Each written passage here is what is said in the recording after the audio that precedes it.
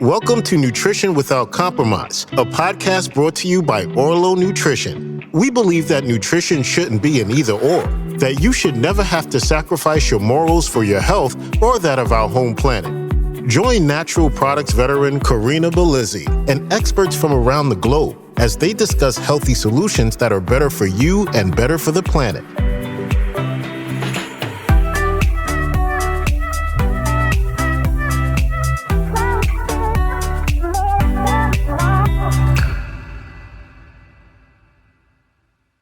Thanks for joining me today for another great discussion around nutrition and health without compromise. Today, we're going to talk about the intersection of environmental concerns and your health and nutrition as we get to know William Moomaw. Dr. Moomaw is Emeritus Professor of International Environmental Policy and founding director of the Center for International Environment and Resource Policy at the Fletcher School of Tufts University. An MIT-schooled PhD in physical chemistry, he has been instrumental in pushing for positive change through his work as a science fellow in the U.S. Senate, where he worked on legislation that successfully addressed ozone depletion. He began working on climate change in 1988 as the first director of the climate program at World Resources Institute in Washington. He has been the lead author of 5 Intergovernmental Panel on Climate Change reports, the IPCC. Now, that was the one that shared the Nobel Peace Prize for its climate work in 2007. He is currently working on natural solutions to climate change with a focus on increasing carbon dioxide removal and sequestration by forests, wetlands, and soils to complement emission reductions from land use changes and replacing fossil fuels with zero carbon renewable energy. He even coined the term Proforestation, which we'll get to talk about today. Dr. Moomaw, welcome to the show. Thank you, Corinna. That was quite an introduction. Thank you very much. Well, I'm just so thrilled to have the opportunity to meet you now, as it stands in the work that you've done specifically with the IPCC to push forward international change is really incredible. I imagine that you got a chance to know also Al Gore, who produced An Inconvenient Truth and kind of shocked much of America into thinking differently about climate change. I did. I actually met him when he was a senator before he was vice president, and 1988 in Washington. He invited a group of climate scientists, and I, as the new director of the World Resources Institute program, to meet with him for these intense meetings that went on for hours in an unheated Senate office building during people were still worried about energy crisis and all that sort of thing. So when Senate wasn't in session, they didn't turn the heat on. Wow. And so the global warming was all outside, but it wasn't in that building, I can tell you. But he was a great student. He learned, he listened carefully and wrote a pretty accurate book. Well, and even had to produce it as a movie so we could capture the imaginations of people to really help them understand what was happening, right? Right. Now, in an article that you co-authored, Catalyzing Innovation, Cutting Out the Middle Fish, Marine Microalgae as the Next Sustainable Omega-3 Fatty Acids and Protein Source, you spell out how looking to algae as a novel nutrition source could actually create more oxygen and sequester carbon while ensuring our marine ecosystems rebound, all while feeding humans and animals. Now, that article was published back in October 2017, and by my estimation, things have only gotten worse as far as the environment is concerned. And we've also seen quite a bit of progress in the world of nutrition as it relates to science and research of what we can do with algae. So I wondered if you could briefly summarize for our audience how algae is capable of doing all of these things. Well, as you know, all plants have this miraculous capacity to use water and carbon dioxide from the air and a few nutrients from either, if they're water plants, water, or soil plants, they're the soils, in the presence of sunshine to make first sugars and then starches. And then in the case of woody plants, it's cellulose. One of the amazing things about algae is they don't need that last step. They never have to make wood. They just have to make the cellular material that keeps them going. And the thing about life is the characteristic of life is that it keeps on living. That is, the individuals may disappear, but the species does not. And algae has an amazing capacity to double its weight in a matter of days, which is faster than any other plants on the planet. And they're green. That means they have chlorophyll. They can do this magic. It takes chlorophyll to do it. When I first met Isaac Burson, he had done some research. He was looking at it as, well, could we use this as a fuel, a renewable fuel, a diesel fuel or something? With all due respects to Isaac, who's a very bright guy, it turns out it's been a bad idea, because it turns out the oils in these materials are very rich omega-3 fatty acids. And so that would have been a really foolish thing to be burning. And he had backed out of that long ago when he came up with this idea: could we use these for food and for feed, to feed fish and livestock maybe? And so, and they also make a certain amount of carbohydrates, which animals need and we need for our energy system. And one day I just asked him, I said, what do you know about the proteins in these algae? What is known about that? He says, well, not much. And I said, well, it seemed to be interesting to know how many of the essential amino acids. Human beings need about 20 essential amino acids that we can't make ourselves.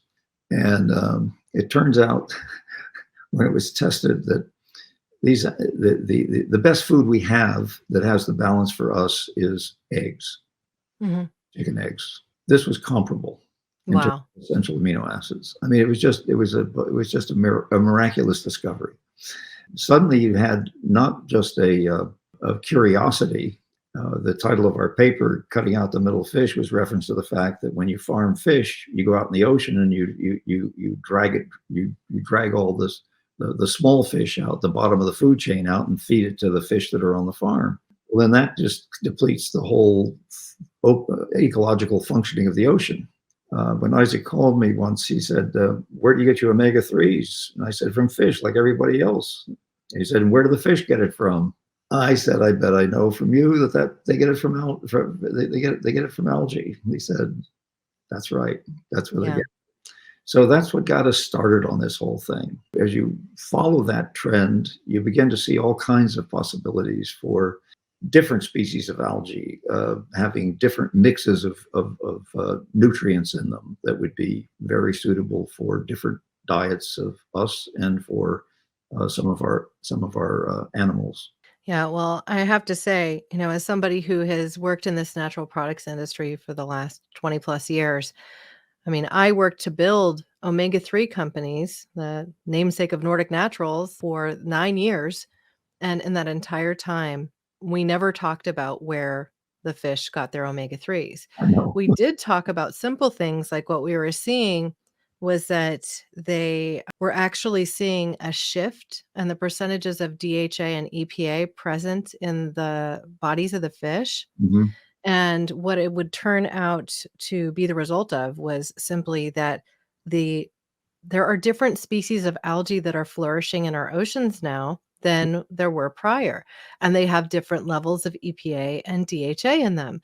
And so, of course, it's going to affect and change the world of fish oil and just fish value, like what is nutrient wise within them over the course of many years. Yeah. And so with increasing temperatures to our oceans, different species of algae are flourishing in the ocean. And also that's creating some more challenges for the fish because they tend to flourish in cooler waters where they're more nutrient dense.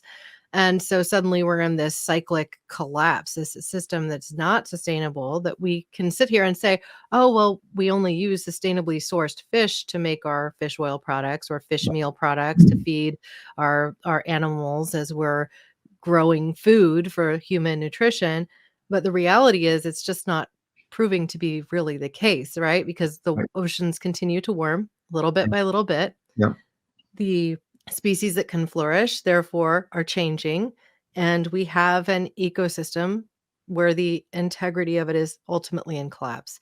So finding these new novel ways to both address human nutrition, reduce our impact on vital ecosystems, and ensure that we're able to sequester more carbon is all going to be helpful, right? Because what It is it? We is. want to have less than a 2 degree increase over the course of the next several years, but it's not looking good. And so I would love for you to offer your perspective specifically on the latest IPCC report. Where do you see us? Where's the silver lining too? Like, how can we find optimism in this so that we can take power into our hands to create positive change for our climate and for our health? Well, that's a very challenging question, but it's a very important one. As you said, the oceans are warming, and that means we're eliminating some of these algae, just as we're eliminating coral reefs, which means we're eliminating the most biodiverse, rich parts of the ocean. And also, there are some species that have little shells where the ocean has become so acidic from the absorption of carbon dioxide from the atmosphere that they can't build full shells, and therefore their reproductive capacity is becoming more and more limited. So we can see a direct link between exactly what we're emitting. We don't have to worry about even the warming part. It's just the direct link from what we emit, what goes in the ocean, makes it more acidic, and then many species of, in fact, some cultured, I forget whether it's mussels or clams or something, they found they were not reproducing very well. There was no viability. And so they took the seawater and did it in controlled conditions and neutralized it chemically so it wasn't so acidic. And lo and behold, those same shellfish were able to reproduce just fine. So it was a very clear demonstration of what the problem was. We eat, on the whole, very high on the food chain, meaning that we eat, particularly when we're eating meat products, fortunately, we don't eat a lot of carnivores. We do eat salmon and some fish that are carnivores, but we're not, at least we in the West do not eat tiger meat or something like that, the carnivores. But we do eat other, we eat beef, we eat pork, we eat lamb and other grazing animals. And it's a fairly inefficient process from growing grass, the energy that comes from the sun to grow grass, to the amount of energy content of the meat that we eat. And it takes a lot of water, it takes a lot of land, and it takes a lot of energy inputs to produce a pound of hamburger. And agriculture is behind only industry and transportation in terms of, and not that far behind in terms of their climate emissions. So we needed to learn to do agriculture differently. And if the more of the intermediate steps we can cut out, and we have those most intensely in the ocean, because there are the phytoplankton, which are the algae and other small plant-like things. Then we have the phytoorganisms that eat that, and we have the little fish that eat that and eat the microorganisms, the little organisms, and then those get eaten by bigger fish and so forth. And the losses every time in terms of food value is about 90%. We lose roughly 90%. It could be 95, it could be 85, but 90% is a good sort of, that's where it is. That's the energy content that's lost, and it's the protein content that's lost every step of the way. Well, that's just not very efficient. And we're somewhat reluctant to eat further down on the food chain of fish that are vegetarians, let's say, as opposed to fish that eat fish. And so we need to rethink that. And we need to have foods that are nutritious and which people like, what they taste good. And because of our history of eating what we eat, it better be taste similar to what we eat. And it should feel on our tongue similar to the way of things that we're used to eating. That's a tall order to get all that to work. And as you know, there are a number of non-meat meats out there. Meat substitute products and things. Tofus and tempehs. Most of them are soy-based, but some are coming from other things now too. Right. And soy uses vastly much more land and water than does algae for the same food value content. Yeah, well, it gets back to that exponential growth pattern, right? So in a matter of days, you have double the amount of algae you started with. You can recycle the same water, use it over and over. depending on how you're growing it, if you're growing it indoors, you could be using renewable energy to Yep, create that yep, algae. yep, If you're growing it in ponds, you're using the sun and resources, but then you're still subject to seasonality and some other challenges. yep, So, I mean, there's so many different methods of being able to cultivate algae. There's yep, some that are even growing using fermentation and feeding sugars. yes, So, some of them are more, let's say, energy intensive than others, and yes. ultimately getting to the sweet spot of helping the algae to reach its exponential growth pattern, be able to extract it, and be using minimal energy to do so, Yes. while also ensuring the carbon you feed it so it can grow isn't just escaping into the atmosphere. I mean, all of these things kind of need to be done. So there's a science behind it, but there's also just the rudimentary reality of how photosynthesis works, right? And so if we can harness the power of algae and get a protein out of it that maybe one day will have the same texture, Yes. and also the omegas, which we've already become expert at extracting, and other phytonutrients, then we can create something that, yes, is way further down on the food chain, but then also less likely to be full of pollutants, less likely to have issues in growing it. You're not having that 90% loss every time that food becomes food that becomes food that becomes food that we eventually eat, right? You're going to the first plant that ever existed, a microalgae. That's right. And so that means it's going to require the least amount of input energy from whatever sources it takes to grow it and process it and everything else. And it means that it's going to avoid many problems. So, like fishing all the little fish out of the ocean to feed fish that are on the farm. And so that's being done now, and it's proven quite successful. I mean, imagine that. Yeah. Now, if we get beyond just the fish liking it and turning it into a product that we would like, I mean, I haven't seen a decent algae burger yet. I don't think anybody's trying to make one, but someday, I think there will be an algae burger in the sense that algae will be the protein source and it will come with additional nutrients. And in fact, it probably comes with more omega-3s than we need. And so that could be extracted as a separate product as we are doing today. So you can go pay all that money you pay at the pharmacy to get a little tiny bottle of omega-3 oil. It has multiple. You can see multiple ways in which this is going to work, and algae also have other qualities. We were talking earlier before we came on air about dyes. There are components in algae which have surprising colors to them that you can't see because you see the green of the chlorophyll, but you don't see these other dyes that are hidden there. Mhm. Or substances in there that could be converted to substances that would be bright dyes or have other important properties. So Mhm. if people say we've struck a gold mine, hey, in a gold mine, you only get gold.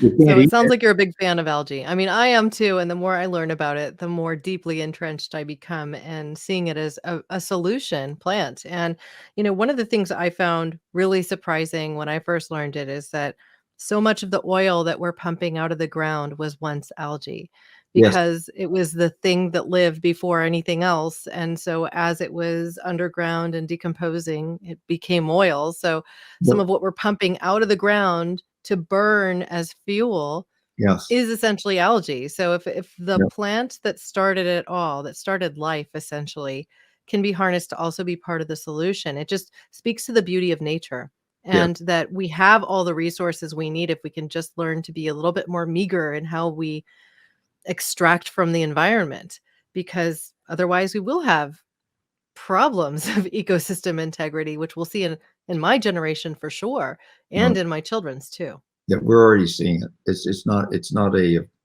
We always thought of climate change. It was always talked about as a future problem.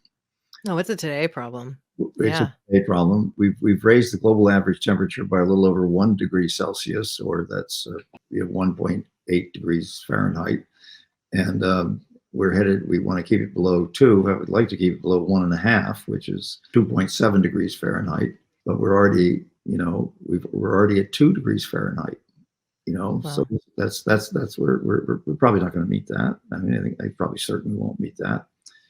And look at the problems we're having now. And when I first got into climate change, the idea was, well, there'll be this gradual warming, and then that means that things will move around and so on. What was totally unanticipated was how very simple. We even knew it at the time. The Earth does not warm uniformly. At the time, we knew that the Arctic was warming faster than the rest of the world. Mm-hmm. It's now warming 3.5 times faster than the average for the world. And so what that has done is it has changed the dynamics of the atmosphere. By that, I mean, we just had this stunning thing a couple of weeks ago where the temperature at the South Pole spiked 70 degrees Fahrenheit hotter than it's ever been. And it was either the same week or the next week, the Arctic spiked 50 degrees Fahrenheit warmer than it's ever been. Oh my God. And so what that means is that mass of cold air that used to be stably around the poles is no longer stably there. The winds that kept it in have become weaker.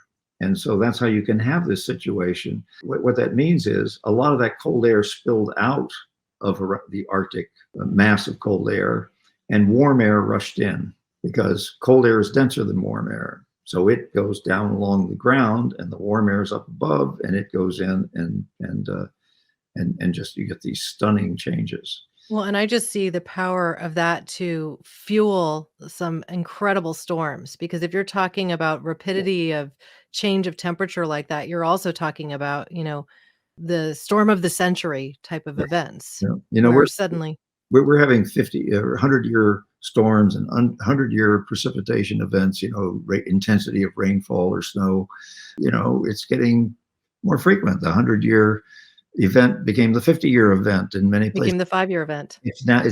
We're down in the 20s for sure. And occasionally we have one that's a 1 in 1,000 years. And I remember back in the 1990s where I think it was the mayor of Newton had just been elected. And he was quite big on climate change being a thing. He said, well, we had the flood of the century in 1998. And so we thought, well, that won't happen for another 100 years. And then we had another one 3 years later, flood of the century. But it was a different century by then, people said. So technically still true. I suppose with a not so clever reading of what that means, and he was saying it in a joking way of the absurdity of that kind of thinking, and he said if it's happening this frequently, we better get working on it. Right. So let's think about solutions. Like we've talked a bit about algae. We've also talked about the fact that if you're consuming algae instead of, let's say, fish, you're not taking from that ecosystem. You're potentially allowing it to recover a bit. Yes. We did some calculations based on Orlo's first line of products, the omega-3 and the prenatal DHA, and found that for the equivalent level of nutrition, of omega nutrition in one of these bottles, it's 110 pelagic fish not taken from the ocean. Wow. And so, that statistic alone is something that I think people can get behind, even if they're not vegetarian or vegan, even if they're a fish oil consumer today. Okay, well, this is a change in a positive direction. And yes, we may not have yet harnessed the full potential of algae for protein, but it's coming. And that's something that I see happening in the next couple of years. We can get to a space where instead of having a soy burger, that, the impossible burgers of the world, we could have something that's algae based and that is harnessing that other part of this plant that can grow 2 times that, exponential growth in just a matter of days, that can sequester carbon and that can actually provide us with oxygen. So, I wonder if there are other things on the horizon that also give you hope, whether it be from the Proforestation movement or from also the regenerative agriculture that's currently underway, where we're seeing a shift in these more traditional approaches by farmers across America.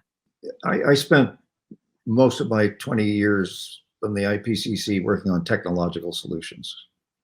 And towards the end of that time, I began to realize I knew this from the first time I don't know, way back when I first learned about climate change, that remarkably enough, the increase every year in carbon dioxide in the atmosphere we thought it was around half of what we put in. Right now, we're putting in, say, roughly 10 billion tons of carbon dioxide, but the increase is only about 5. It's actually a little better than that. But so where's that going? Well, it's going 2 places. It's going into the oceans. It's dissolving in the oceans, making it more acidic. And it's being taken up by growing plants. That is mostly forests. And the rough estimates that the IPCC, they're being more and more refined. The IPCC wrote in their report last year was that they estimate about 25% of the quarter of what we emit is taken up by the oceans. Mm-hmm. And 31%, or almost a third, is taken up by plants on land. And forests are the largest part of that. Estimates are that's probably about 25% as well. However, we're doing everything we can to degrade the oceans by what we dump into it, the way we treat it. And we are degrading our forests, we're degrading our grasslands, and we're degrading our agricultural soils. You know, if you plant a crop this year, you cannot grow the same amount of crop next year without adding the lost nutrients. At the same time, we have soil that has less carbon content. It holds water less well. We have to add more water. It takes more energy. That energy is provided by fossil fuels. In other words, we're in a vicious cycle of making things worse every year. And it doesn't have to be that way. The same is true with forests. People say, well, our forests are being sustainably managed because, you know, the amount of forests, we're still in a situation where we're not cutting more than forests are taking out. Well, that's a pretty low bar. I mean, that meaning really something quite extraordinary if we were that close. Well, Canada got that, not only that close, they exceeded that bar in 2019, where their managed forest went from removing, I think it was 160 million tons of carbon dioxide a year to emitting 24 tons of carbon dioxide a year. And it's just rampant cutting, you know, and a lot of it is now people say they want renewable energy, so we'll burn wood instead of coal. Burning wood emits more carbon dioxide than coal when you get the same amount of energy, and even more so when you turn it to electricity, because a wood burning electric power plant is not as efficient as a coal burning power plant. Well, and we see things like the Forest Services battling with what the fire services want to do, right? So they say things like, oh, well, we need to thin the forest because right now it's a fire hazard. Yes. In California or in Oregon or Washington. And when they are using the terminology thinning the forest, it really isn't thinning. It's not like they come in with a helicopter and just take one tree from the center. They're like cutting swaths of land and creating more bare earth. And it takes a long time for the trees to recover from that. It takes a long time for a full-grown forest to recover. It, you know, when you're in this kind of grassland shrub perspective for a while before you get enough canopy above it to actually do things like create rain, because trees create rain. Yeah. So Yeah. it's such an interesting cyclical problem. We seem to just be making worse, even with the power of intention towards making something better, like trying to reduce the likelihood of a forest fire. Yeah.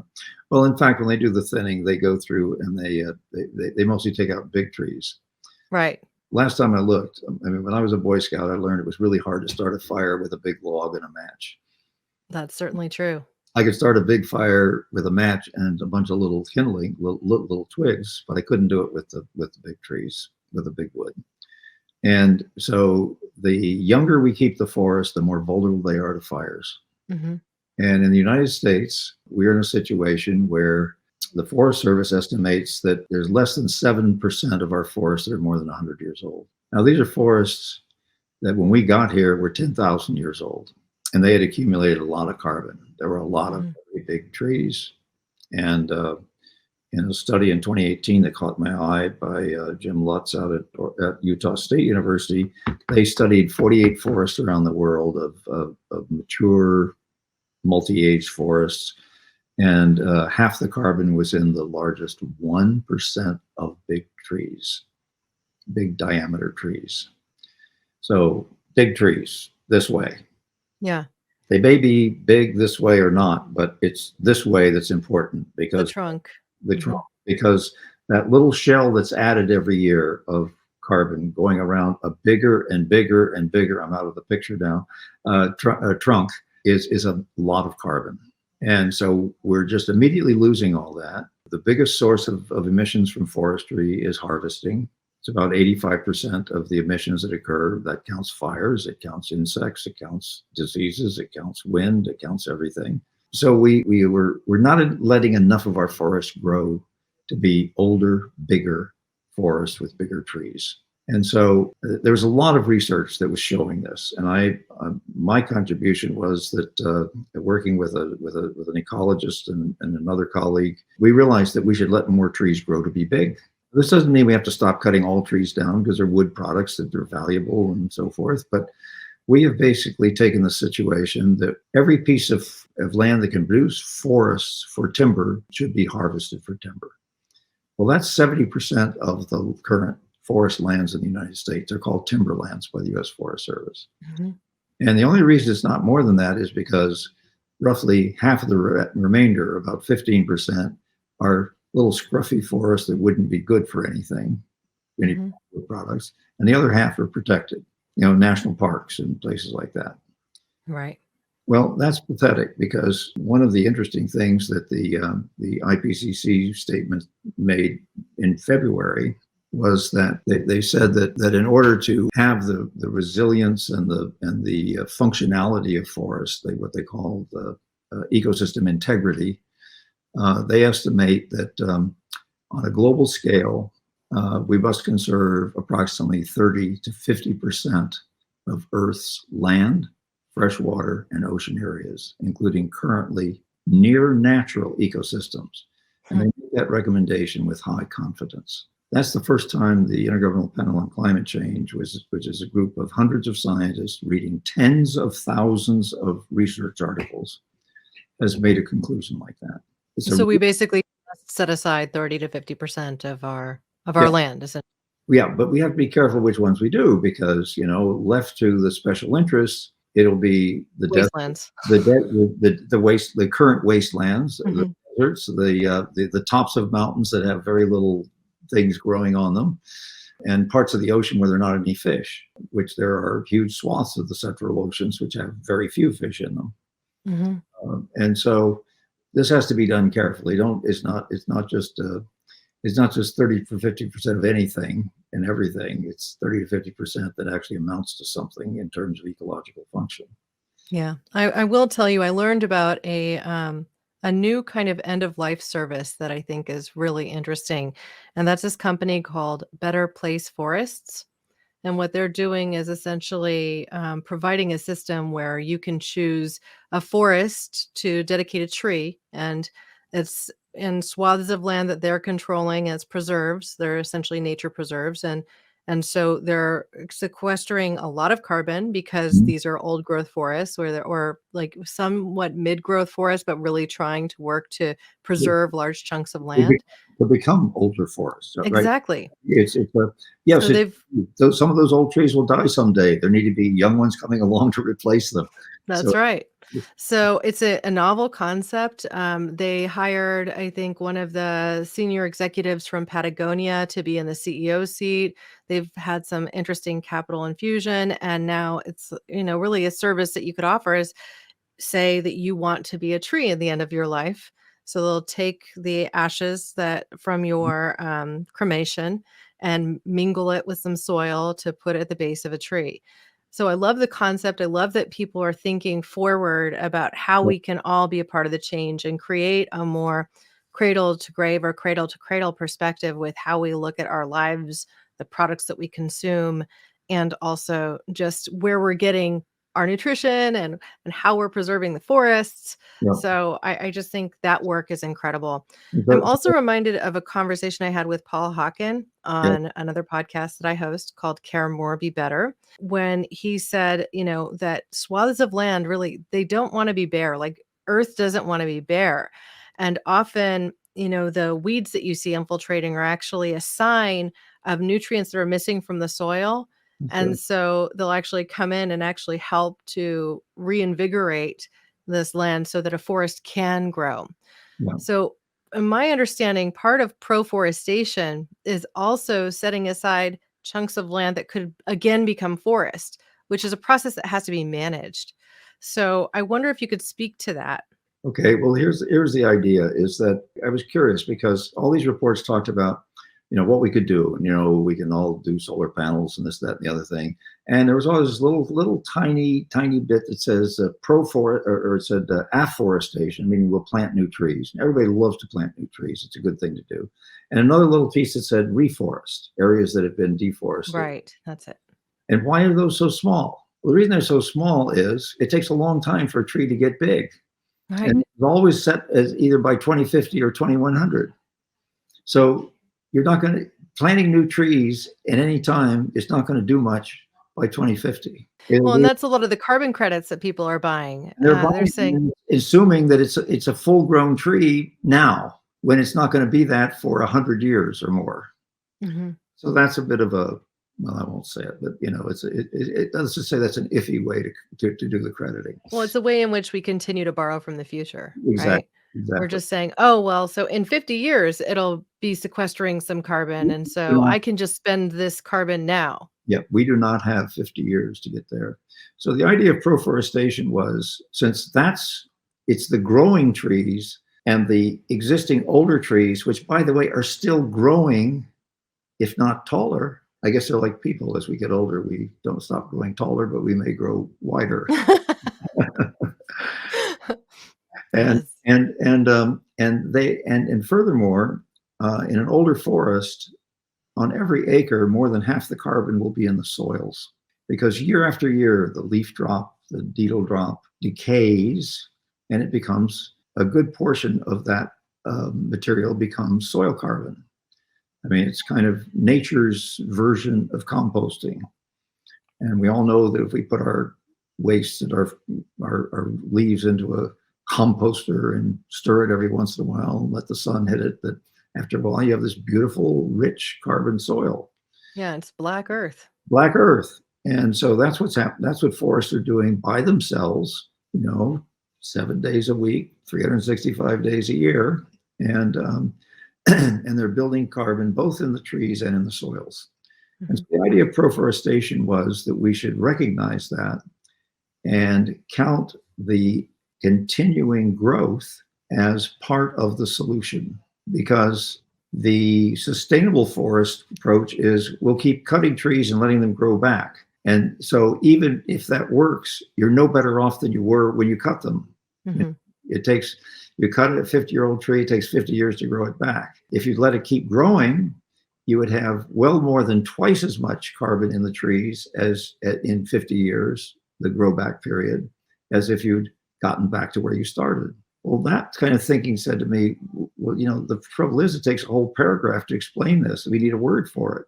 And so I started looking at Greek and Latin prefixes on the internet. And meta didn't seem quite right, and proto didn't seem like right, but all of a sudden pro popped up. Right. Forestation, and forestation means to grow a forest. Proforestation means you're growing forests. You're in favor of growing forests. You're growing forests. Afforestation means you're planting new ones. Reforestation means you're replacing old ones. But there was no word for continually growing the existing forest. And it works well for two reasons. One, there are no emissions associated with harvesting. And secondly, it is accumulating for many, many decades, sometimes centuries.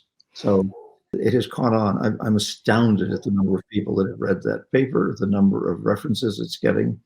Not all favorable, because needless to say, the forestry industry doesn't favor that idea very much. But yeah, it's kind of sad, right? Like the reason that they're in existence is because there are forests, and yet they're not pro-forests. That's right. That's interesting.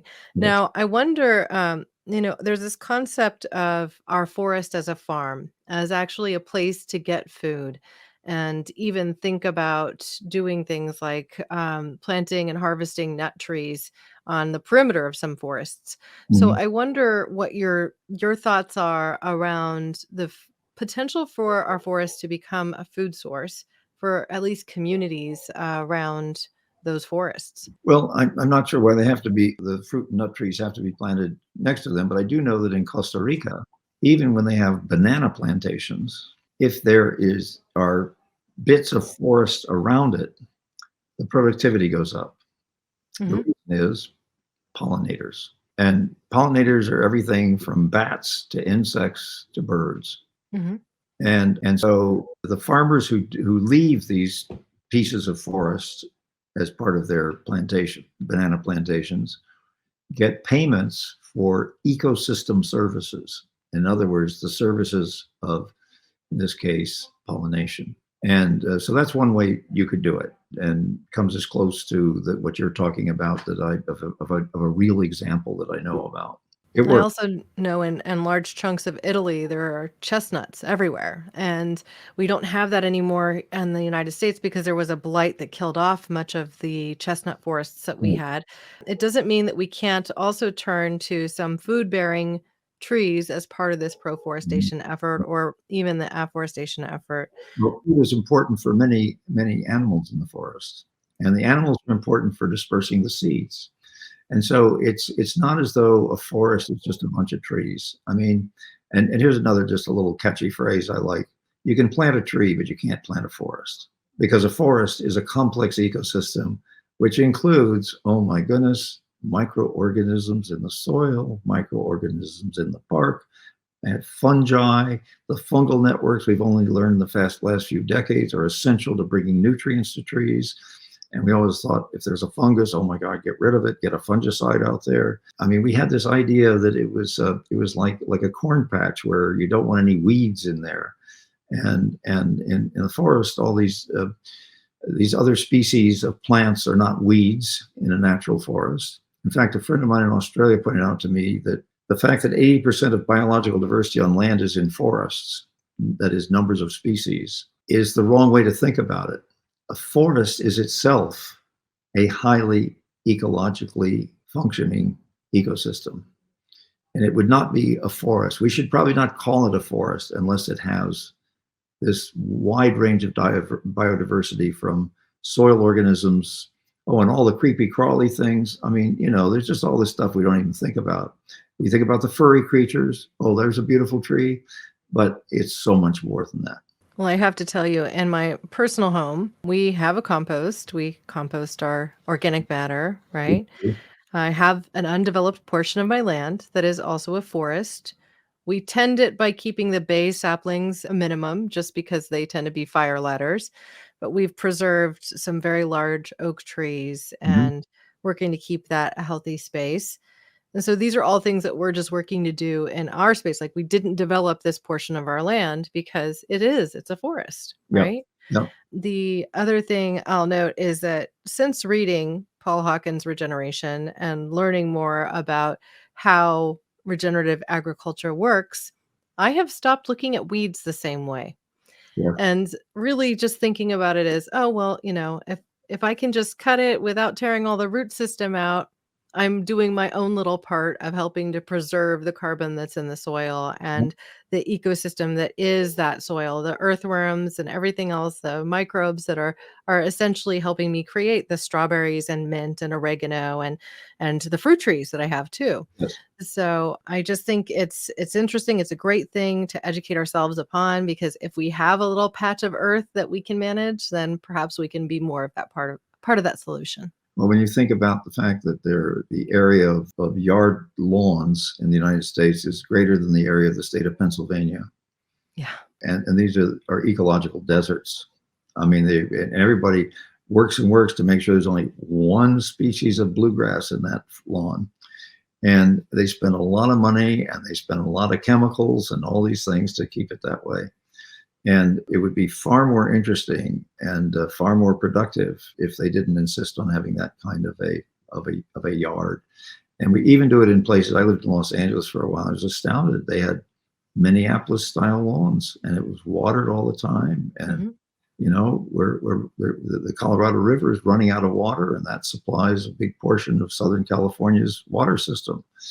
So thinking differently, they had a spectacular bunch of desert species in Southern California that make great ornamentals for your space. Yeah, you're preaching to the choir. My father's a landscape architect here, and he specializes in using local plants Yes, in his projects because they require a lot less water. They tend to get established rather quickly. They're beautiful. And guess what? A lot of his projects include zero lawn because that's great. it's just it's a huge cost environmentally. Also, if you think about how much we are now paying for water in California, those rates keep going up, and there's a good reason for it. Yeah. They're trying to control our behavior through our pocketbooks, which is probably honestly a little bit easier to do than by telling us about all the ecological reasons we need to be concerned. I'm not surprised. Yes. Well, I have to say, I've really enjoyed this conversation today. Dr. Moomaw, I appreciate all of your work, and I really would just love to offer you the floor. If you have a closing thought or if you had a question that you wish I asked that I hadn't, please ask and answer. I guess my plea would be that we be more thoughtful about everything we do. I think I've gone through the whole technological piece. I live in a zero net energy home in cold New England, first one engineered to be that.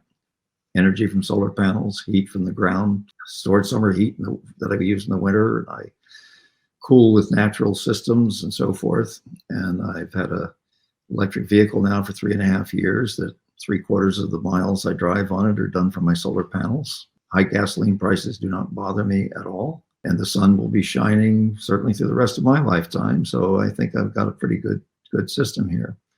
But it's also critical.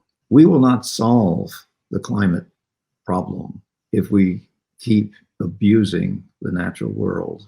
And I was so impressed that the IPCC report, the one that deals with impacts and vulnerability and adaptation, I had a phrase, if you'll allow me, I'd just like to read it. It's so powerful. It says, safeguarding biodiversity and ecosystems is fundamental to climate resilient development. That's us developing our lives and things. So it's fundamental to climate resilient development in light of the threats climate change poses to these ecosystems, and their roles in adaptation and mitigation. In other words, having forests intact do more to make us more resilient and to adapt, as well as mitigating by removing so much carbon. And they make that statement with very high confidence. And then they go on to say, building the resilience of biodiversity and supporting ecosystem integrity can maintain benefits for people, including livelihoods, human health and well-being, and the provision of food, fiber, and water, as well as contributing to disaster risk reduction and climate change adaptation and mitigation. That is so good. Where do I sign up? That's right. Well, it's going to take all of us working towards a solution like this for a generation and possibly more in order to safeguard our future. And I just have to say, I appreciate the work that you've put out there. I so thank you for your time today, Dr. Bill Moomaw. Thank you for joining us. Thank you very much for having me. I really appreciate the opportunity. Now, I hope that with me today on Nutrition Without Compromise, you've learned a thing or two. Perhaps you've even made a decision to try and do things a little bit differently in your life, whether it be replacing some of the food that you're eating with something that's more plant-based, or even considering taking an algae supplement over a fish oil. We have many products available. Orlo Nutrition already offers a couple of omega-3 products, as well as a spirulina extract to support your immune system. You can find out more at orlonutrition.com. Now, I will also include links to the IPCC reports that we discussed with Dr. Bill Moomaw today, as well as more detail on how to connect with him via his websites and also via LinkedIn. Thank you for joining me today on Nutrition Without Compromise. Here's to your health. Thanks for listening to Nutrition Without Compromise. To make sure you never miss an episode, subscribe, rate, and review wherever you listen to podcasts. If you'd like to learn more, visit orlonutrition.com and join our mailing list. You'll gain access to complete show notes, features, and informative blogs, because nutrition shouldn't be an either-or.